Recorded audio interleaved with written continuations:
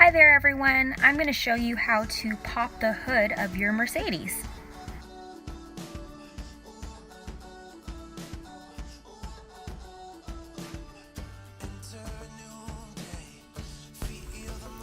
We are now on the driver's side looking under the steering wheel. Don't see anything here. This button that you see here is actually the parking brake.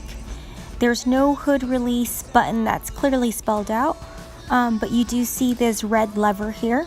This is the hood lever. Just grab it firmly and pull it till you hear a pop, and that's it.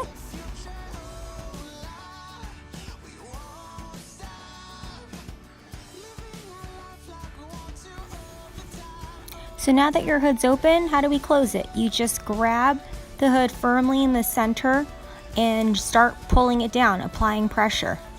And that's it. It comes straight down.